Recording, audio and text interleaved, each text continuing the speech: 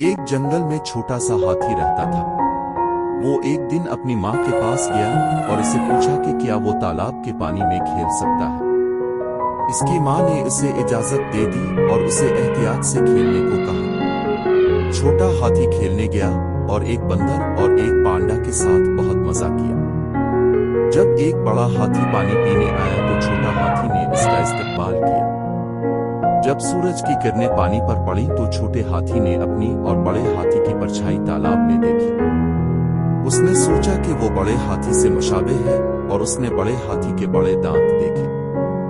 जब इसने अपनी परछाई देखी तो इसने महसूस किया कि इसके दांत नहीं है। छोटा हाथी परेशान हो गया और सोचा कि इसकी माँ इसे दांतों के बगैर देखकर इसे मारेगी। उसने बंदर से पूछा कि क्या इसने इसके दांत देखे हैं, लेकिन बंदर ने सर हिलाकर कहा, नहीं छोटे, मैंने तुम्हारे दांत नहीं देखे। छोटा हाथी फिर पांडा के पास गया और पूछा, क्या तुमने मेरे दांत देखे हैं? पांडा ने कहा, मुझे अफसोस है छोटे हाथी, मैंने तुम्हारे दांत नहीं देखे।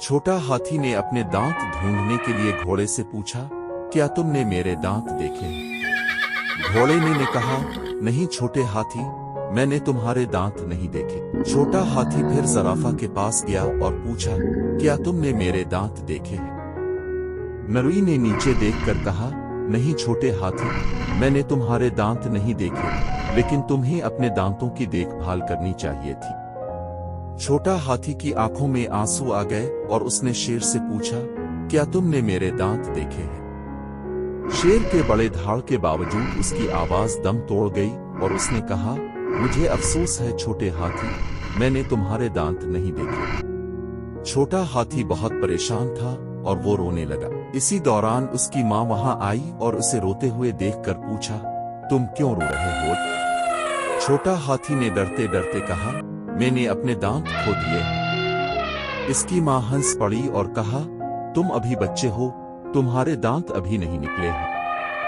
जब तुम बड़े हो जाओगे तो तुम्हारे दांत भी होंगे जैसे मेरे हैं। छोटा हाथी मुतमईन हो गया और उसे खुशी हुई कि वो बड़ा होकर अपनी माँ जैसा हाथी बनेगा।